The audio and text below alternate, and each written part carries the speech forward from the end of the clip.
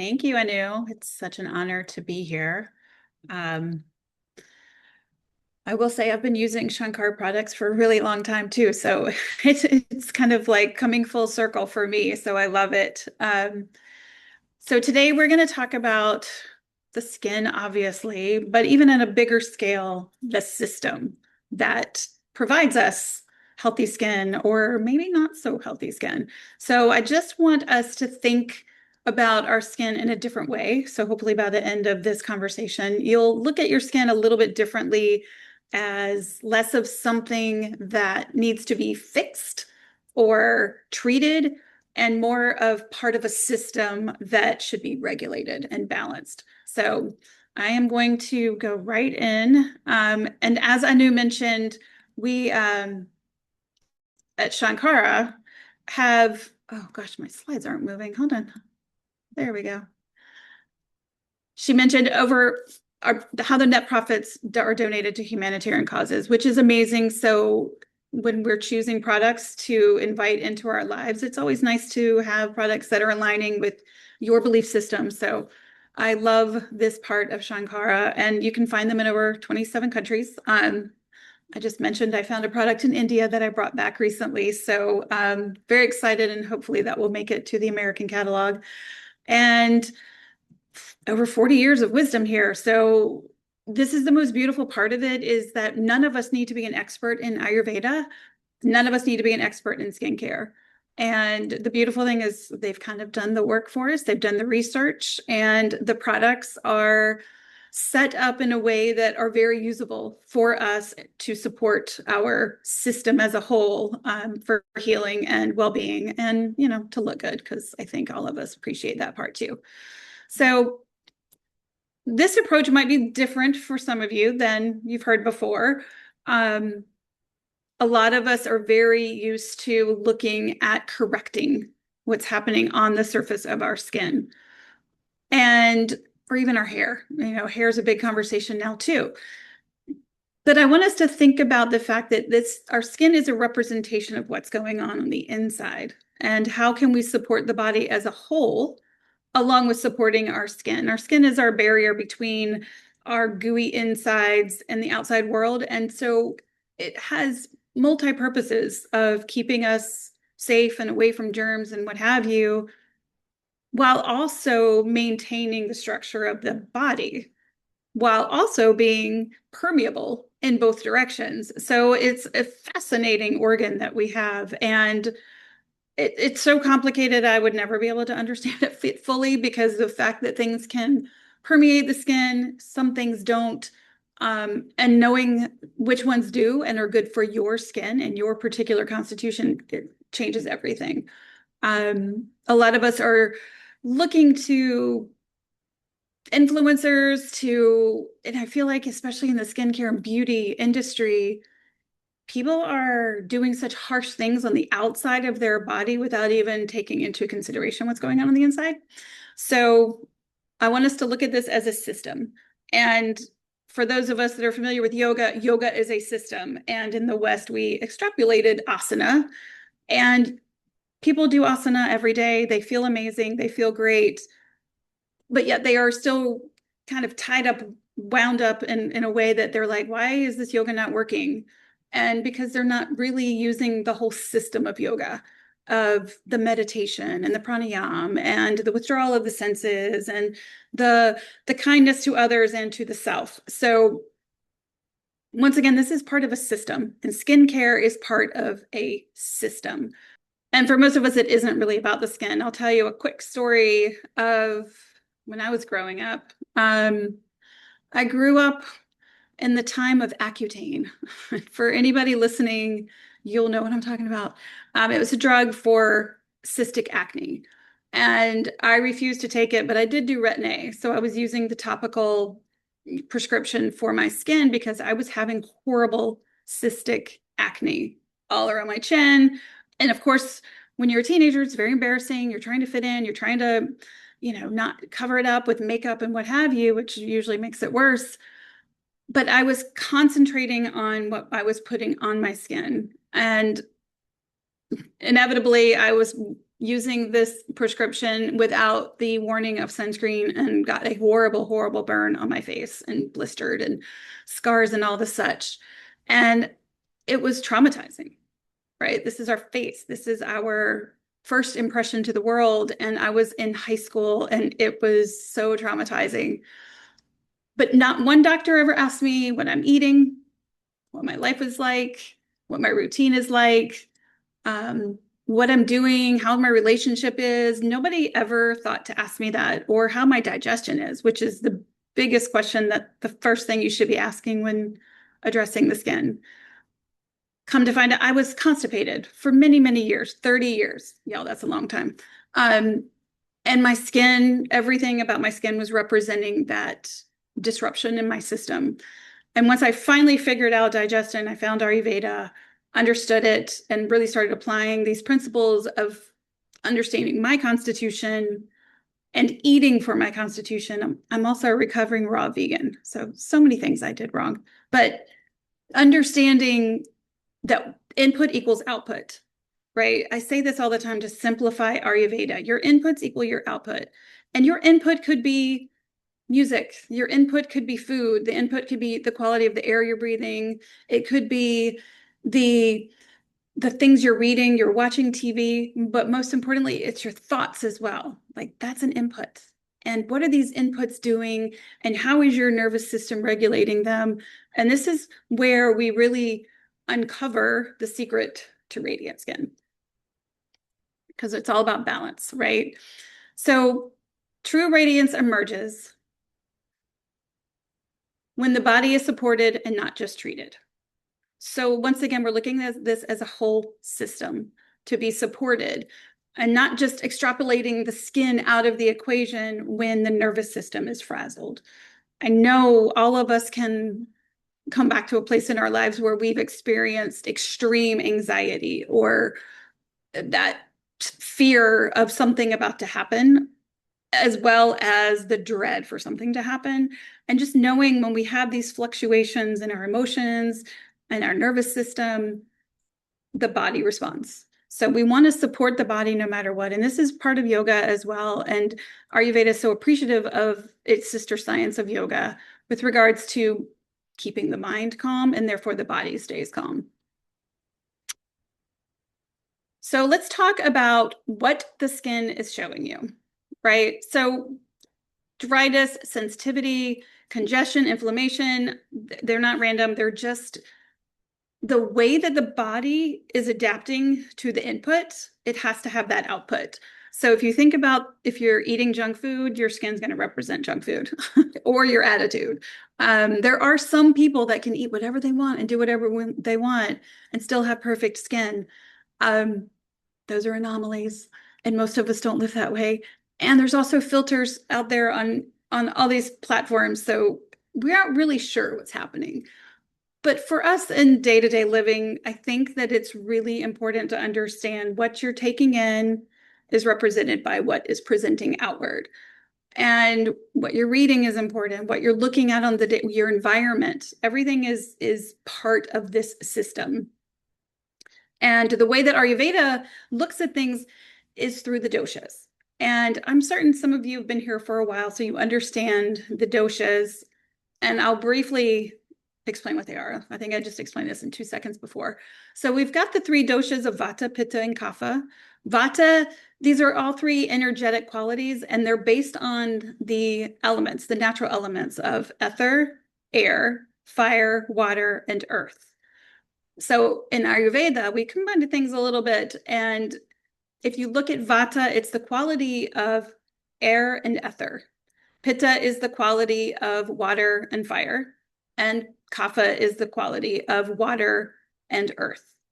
And you can see how these represent in different people and in ourselves, because we have all of them in us, but to varying degrees, which is what makes us all very unique, which is why we all require different things, and especially different things at different times of the year.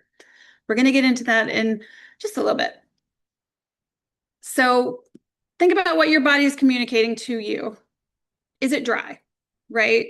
So when we start thinking about regulating the body from the inside out, we want to look at the nervous system, particularly, and the mind is going to be one of the regulators of the nervous system. Our digestive strength, our Agni, are we able to digest our food, and are we able to eliminate ama, or the toxins from the body? The quality of our sleep, I mean, it's not even just the quality of your sleep. Are you sleeping at the right time for your constitution? Are you eating at the right time for your constitution? And the emotional steadiness that you have throughout the day. Do you find yourself flying off the handle, getting angry, and feeling that heat, especially from the liver, because that's where pitta, the seat of pitta? Or is your mind just wandering in 300 million directions, which is most Vata people can relate to this, and you're just not even focusing at all? And things are getting done. I mean, how many of us have sat there and done things and been like, I don't remember, especially driving. I know I've done this where you get somewhere and you're like, I don't remember how I got here. So we start to become an autopilot, and our habits are dictating this for us. And so sometimes we have to have a little bit of an intervention to change and create that stability where our day-to-day life has kind of been that disruption. And all of this is to say that this all gets reflected through the skin. And we want to do the best we can with keeping our skin happy and supporting the body and having a very kind, calm nervous system. And not only are we a part of a system, but our skincare should be part of a system too. And we've been taught about consistency, right? Morning, AM, PM, use your products. But what about the consistency in your daily life? We talked a little bit about the rhythm and the nervous system. And what that does is it sets you up for success with regards to having the body just knows what it's doing and it's in a flow. And a lot of us can just look to nature first and foremost to figure that out. What season is it? Where are you living on the planet? What season are you in physically? Like, how many times have you been around the sun? And thinking about the rhythm of nature, waking up in the morning, looking at the sun, first thing, not blinding yourself, but getting that early morning sunlight to start to set up the circadian rhythm. The nourishment that you're taking in, what are you taking into your body? If you're tending towards Vata and your favorite thing is toast, dry toast, or anything dry, cereal, it might be aggravating your system. So think about the nourishing foods that are for your particular constitution, because what works for one person may not work for the other. Your rest. Are you able to rest, especially after eating? What does your sleep pattern look like? Are you able to dim your lights at night to start to really embrace the evening and that kapha time of day where things start going inward and we start to prepare for sleep? And then your environment, huge one. Is your house cluttered? Is your desk cluttered? That tends to be participant in a cluttered mind, and kind of rattles the nervous system too. So just taking inventory of the system that you live in and that you inhabit, and understanding that the skincare is part of that system. And it's not the only part that matters, especially when we're talking about aging gracefully, or people that even have psoriasis and other skin disorders. Now, we're not talking about getting burned by the stove or something external.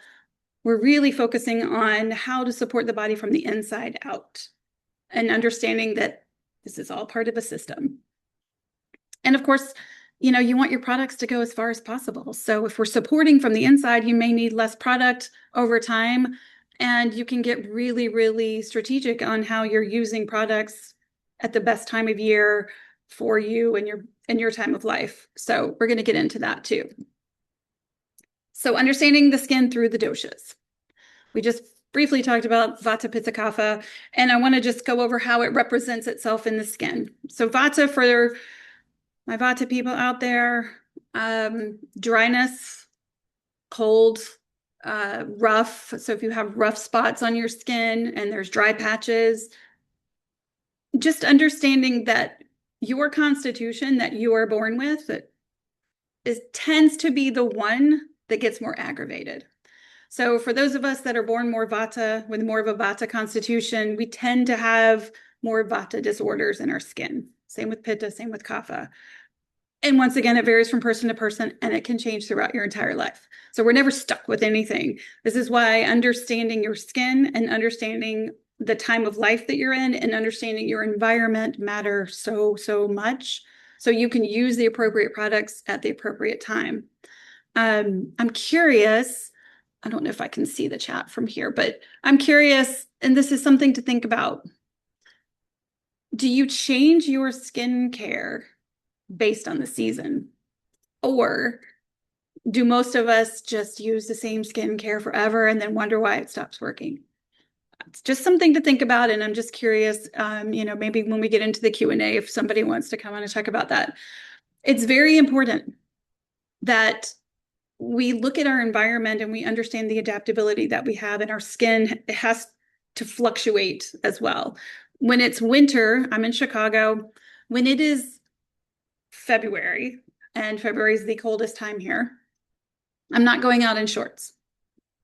I'm not wearing a bikini either. I'm going out in, I call it my winter uniform, leggings, socks, boots, layers and layers, and a big coat and a big hat and scarf and all this stuff. So I am preparing my body for that environment. And then in the summer, I'll do obviously less. And so understanding that what we're putting on our skin should change as well.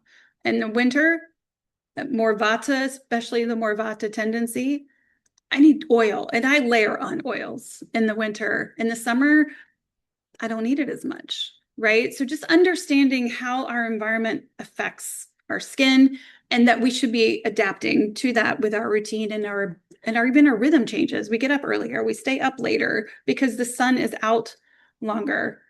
And for most of us, depending on where you are on the planet, and understanding that is such a big plus when it comes to taking care of our skin and our body, because we should be changing our food. We should just follow the rhythm of nature, right? We don't have to do so much thinking, which is a beautiful thing. So that's more Vata, the dry, the rough, easily gets depleted. More than likely, Vata tendency is towards more sleep. They just need more sleep, and it's okay. And a little more nourishment. Oil is king when it comes to Vata. Pitta is a little more sensitive. So you think about red, people that react sunburn really easily or get rashes really easily. That's more of a Pitta quality in the skin. And just observing and noticing, some people eat certain foods and they'll have a reaction on their skin, which means, okay, maybe that food is too heating for that heated person. So think about cooling and more calming and supportive ingredients to be putting on your face as well as in your body. And then Kapha is going to be more of the skin that looks a little duller, a little more congested, heavy. When Kapha is balanced, they usually have the best skin. I do have some Kapha envy sometimes because I'm very Vata. But when Kapha is out of balance, it just really needs a little bit of stimulation. You'll see the color disappear from people, and you can just look at them and tell that their ojas is depleted, and just a little bit of stimulation. So it could even be a scrub, a little more aggressive and stimulating products for the skin than a Vata would be more oil-based. So just keeping that in mind and just observing, what is your skin telling you right now? Like, what does it look like? What are the signs of what's happening? And it takes a little bit longer for the skin to respond to what we're doing internal, just because when we're taking in nourishment, we have to feed all the different layers of tissue. So it's not immediate. Ayurveda is not the quick fix on the planet, but it runs the marathon instead of the short race. So how do we support Vata and the dryness in the winter? Oil, once again, like I said, we tend to soak ourselves in oil and still can feel dry. So also we're taking oil and the appropriate oil at the appropriate time of year. I'm not a Vaidya, I'm not an Ayurvedic doctor, I'm not a doctor of any kind. Um, but I do know that when I'm taking oil internally, oleating internally and externally, my skin really, really, and my hair really love it. So something to think about. It just can be messy sometimes. So just being aware of the vata, and then we'll talk about pitta and the heat sensitivity. We did mention before tendency towards redness and very sensitive. I'm sure some of us have been around that person. It's like no matter what they put on their skin, it reacts. That's a pitta. That's a little imbalance in pitta. So coming back to the formulations that are supportive and calming and cooling for the body. And once again, internally, that could be cucumbers. There's tons of herbs and foods out there that are very cooling for the body, but just being mindful that our skin can change. If we are more of a vata pitta person, we can have both. It's not fair, but it happens. So paying attention to the year-round necessary things that the skin needs, right? It needs support based on, once again, where you are on the planet and what the environment is like around you. And then we come to kapha, like I mentioned, the congestion, the dullness, the skin just loses its color. It's a it, it it's just a sluggishness. We need to get the body moving so the energy can move and the lymphatic system can move and start to rebuild that fire, that spark, right? And start to bring back the color in the skin so that there's less stagnation and you can see the blood flow back and bringing the color back to the skin. And this might be, once again, lighter formulas for kapha. They tend towards oiliness, and so they may not need the heavy oils. There are specific oils for kapha, but once again, don't go guessing. Come to a place like Shankara that has already figured it out so that you're not aggravating any disruption that you already have. And a lot of this is about supporting the skin appropriately. This is why we want to learn about the different types of the doshas so that we can understand how to address what we're dealing with in that time. And so much about this is empowering to know, right? Like sometimes we feel more vata, sometimes we feel more pitta, sometimes we feel more kapha, and understanding that the energies flow through us all the time. We have a tendency, we're born with that tendency, but that doesn't mean that the other energies aren't at play. So another part of skincare that I love talking about is how does it make you feel, right? When we look at our skincare routine, tomorrow or tonight even, and tomorrow morning, I want you to take some time and feel the product. How does it feel on your skin? How does it feel on your fingers? Is it sticky? Is it wet? Is it dry? What does it feel like? Is it oily? What does it smell like? Is it calming to the nervous system? Do you feel rushed when you're doing your nightly routine or your morning routine? Do you change your morning and night routine? And before you really start finishing up your routine in the evening or the morning, think about what am I feeling right this moment? Do I feel rushed and do I feel like I'm up here? Anxiety? Am I scattered? Or do I feel hot? For those of us women, sometimes, we get hot flashes. Am I feeling hot? Does my skin feel hot? Sometimes we can be hot, but our skin feels cold. So just take notice. Do you feel sluggish? And notice how your skincare, the products, the way they smell, the way they feel, the texture, everything about them, notice how that makes you feel. So many times we just use things because we're told to use them and we don't like the smell of it, but we're told it works, so we're going to use it. And if you're not enjoying it, it may not be working. So much about it might be a little counterintuitive, but a lot of us discount the fact of the way things smell and feel and how that affects our senses and then how that affects our nervous system. And we constantly want to be engaging with our nervous system in a positive way of like, oh, Is this bringing balance or is this making me out of balance? And not judging either way, but just, okay, what do I need to do to change, to bring more balance in and to regulate this system instead of getting pulled in one direction or the other? So this is why we call this a ritual versus a routine. It takes a little bit deeper and a little more personalized for sure. And, just to review what your skin is reflecting, everything. A lot of it is that your environment matters. The pace of your life matters. The rhythm of your life matters. And once again, I'll go back to your inputs matter. Your input equals your output. If your inputs are toxic and not so great, then your output will probably reflect that. So just start to be mindful of how your skincare becomes part of this process into the system, and that it's not a standalone thing, and that you can layer these luxurious concepts on it of how things smell, how they feel.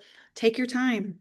You know, I know we've all rushed through stuff because we always have, somewhere to be and something to do. But when you can just take a moment and really enjoy it, and if you're doing an abhyanga, maybe you're able to do a longer abhyanga and focus on your joints if that's what's hurting. Or maybe you're focusing on your lymphatic system and really scrubbing the head. So let it be enjoyable, not something you check off your list. Let it be enjoyable. Um, because it gets me right into environment and traveling for Ayurveda. For those, I would love, I can't see the chat, but it's so curious to me how many people have been to an Ayurvedic center and experienced an authentic Ayurveda uh, panchakarma or treatments of some sort. It changes everything. Because we're talking about environment, we're talking about rhythm and consistency and the appropriate products for your body and when to eat and what to eat for your body. When you get to travel for Ayurveda, you get to be in the care of wonderful people. I've been to India many, many times, and I don't know why I'm still shocked. It blows my mind, the hospitality, first of all, and the level of care that you get when you're at an Ayurveda center is hands down the best thing on the planet. Um, you're able to immerse yourself in the right environment with the right rhythm, and the doctor will prescribe to you the best treatments, the best food, and the products that are going to balance out your issues. So it is a beautiful experience, and it's where we can take this ritual and immerse in it and really understand the power of it, so that when we come home, we understand it better and we're able to connect back to these moments when you're at a center and understanding the value of taking time and slowing down and calming down your nervous system and how that shows up in your skin. I've never left an Ayurveda center not glowing. I'll tell you that. It's pretty amazing. Um, Also, when you're traveling for Ayurveda, time is a big part of it. So we're not going away for 2 days and expecting this massive transformation. We're going away for a week, 2 weeks, sometimes 3 weeks, depending on what your body needs and where you are in life and what you've gone through. And it's just part of the process. It's a beautiful process, and it takes time for renewal, especially skin. It's the external force that shows up in the world for us, and we give it a beating pretty much. So environment matters, rhythm matters, and time matters. And then when you come back, you can bring this into your daily life. You'll start to simplify your routine because you're going to realize you don't need as much stuff. You're going to choose products like Shankara, wonderful products that support balance and that allow you to have these little small moments of meaning throughout the day. And it creates consistency because now you understand it, you've lived it, and this is so important and so valuable. So I want you to think about a new way to radiance. Radiance is a byproduct. it is the outcome to better inputs and to regulation. We don't think about Ayurveda treating the skin. We treat the body and the person that inhabits that skin. And when you do it that way, it changes everything. And then when the system is supported, the skin will naturally follow. So I'll go back to my little quote that I started off with, that true radiance emerges when the body is supported, not just treated. It's a systems approach. So thinking about the skin and your skin care being a part of the system of your mind care, your body care, your lifestyle care, all the little cares that we have to take care of on a regular basis. Skincare is part of that. And over time, you'll see this radiance just naturally emerge from using the best products, maybe less of them, rotating products, and just having a better understanding of how regulating the nervous system and keeping the body in balance will help the skin better.